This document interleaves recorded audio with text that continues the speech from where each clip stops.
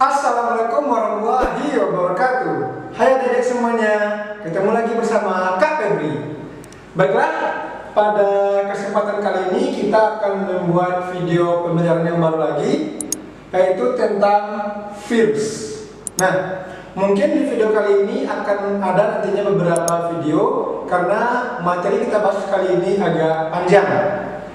Nah, kalau kita bahas tentang virus, kakak rasa mungkin adik semuanya sudah tidak begitu asing lagi dengan istilah virus ini.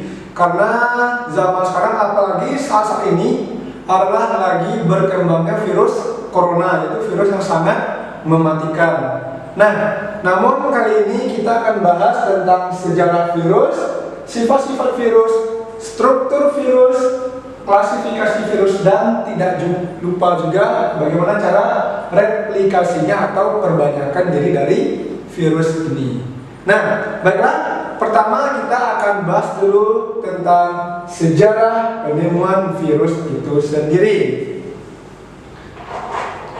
Nah, sebelum kita bahas sejarah penemuan virus ini, tentunya kita harus tahu dulu apa sih itu virus.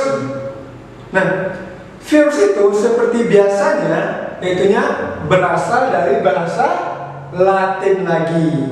Nah, yaitu diberi istilah sebagai virion atau racun. Nah, karena dia adalah sebuah virion atau sebuah racun, maka hal ini tentunya pasti akan merusak bagi makhluk hidup. Pasti akan merusak bagi struktur makhluk-makhluk hidup yang lainnya, ya. Nah, maka dari itu kita harus tahu dulu bagaimana sih sejarah penemuan dari virus tersebut. Kenapa adanya sebuah virus, ya. Nah, pertama, virus tersebut ditemukan dulu oleh Adolf Meyer pada tahun 1883, yaitu dia adalah seorang ilmuwan yang berasal dari Jerman. Nah, apa yang ditemukan dia? Nah, ini dia. Dia itu melihat adanya bintik-bintik kuning atau bercak-bercak kuning yang terdapat pada daun tembakau. Nah, namanya juga seorang ilmuwan, ketika melihat hal tersebut tentu ada rasa penasarannya, dan dari itu dia melakukan pengamatan terhadap hal tersebut, terhadap bintik-bintik pada daun tembakau itu. Apa yang ditemukannya? Nah, ternyata yang dilakukan oleh si Adolf Meyer adalah dia mengambil getah dari daun tembakau tersebut yang kemudian disemprotkannya kepada tembakau yang lainnya. Nah, lalu kemudian selama beberapa saat atau selama beberapa hari, daun tembakau tersebut juga ikut tertular atau ada juga bintik-bintik kuning seperti yang ada pada daun tembakau sebelumnya. Itu ditemukan dulu. Nah, namun setelah itu, ahli yang kedua adalah Dmitri Ivanovsky pada tahun 1892. Kalau kita lihat hanya berjarak 9 tahun saja. Nah, kalau Dmitri ini dia berasal dari orang Rusia. Itu adalah seorang ilmuwan yang berasal dari Rusia. Nah, lalu apa yang ditemukannya? Apa yang dilihatnya?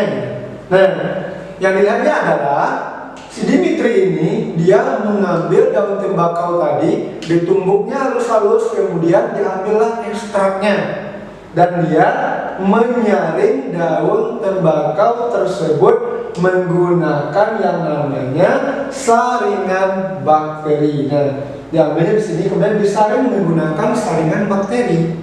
Hasil saringannya tadi disemprotkan kepada tembakau yang lainnya.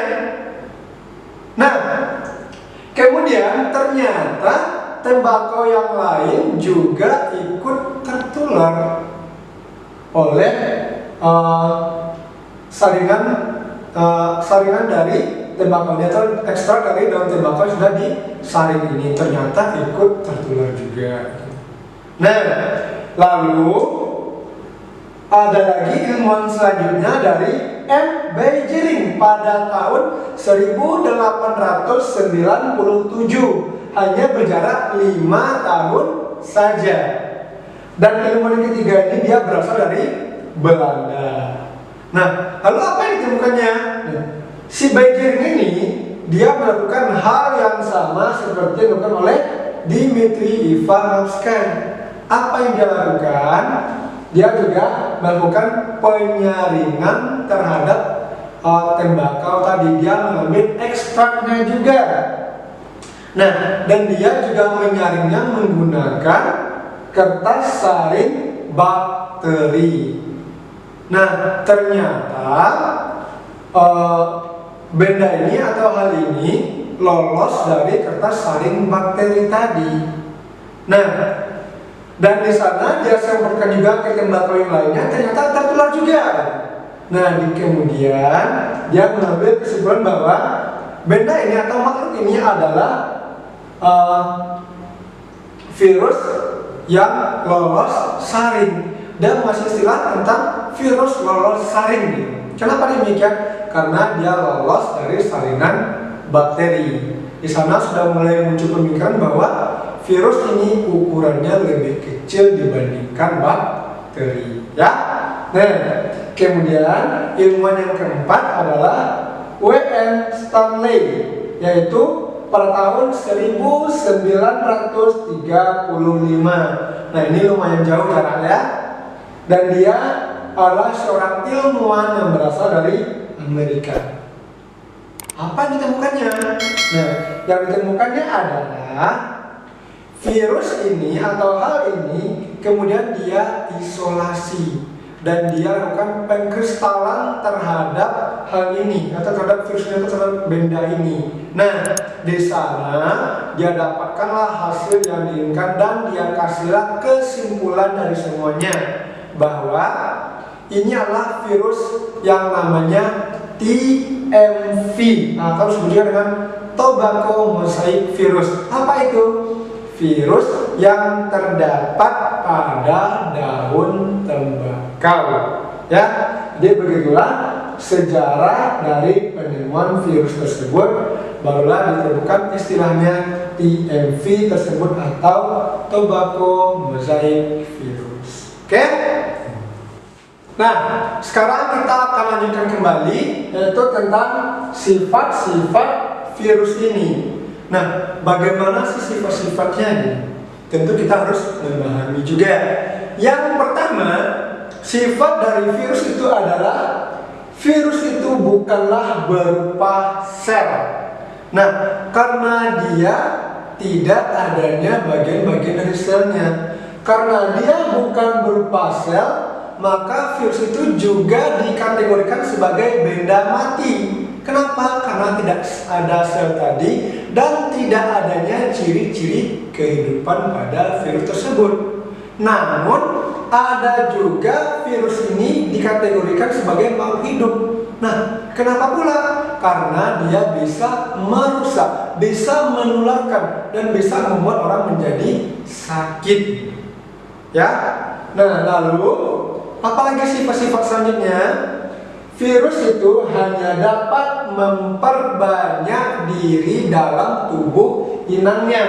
Jadi, virus itu tidak akan bisa bereplikasi, tidak akan bisa bertambah jumlahnya ketika berada di luar tubuh makhluk hidup. Tidak. Perantaranya untuk dia melakukan perbanyakan diri, untuk berkembang biak adalah melalui tubuh makhluk hidup. Ada hostnya nanti, ada perantara makhluk hidup yang lainnya. Jadi jika dia berada di luar tubuh tidak akan bisa untuk memperbanyak diri, ya. Lalu virus hanya terdiri dari satu asam nukleat saja. Kita sama-sama tahu bahwa asam nukleat ada dua jenisnya atau ada dua macamnya. Ada namanya RNA, ada juga namanya DNA. Nah, virus ini hanya terdiri dari satu asam nukleik saja. Jika dia punya DNA, maka tidak punya RNA. Begitu juga sebaliknya, jika punya DNA, maka tidak punya RNA. Ya. Kemudian virus tersebut dapat dikristalkan. Nah, karena dia dapat dikristalkan, maka virus tersebut lebih tepat digolongkan kepada mineral. Jadi tadi dia bukan benda mati, bukan benda hidup. Lebih tepatnya dia dikelompokkan ke dalam mineral. Ya, ya.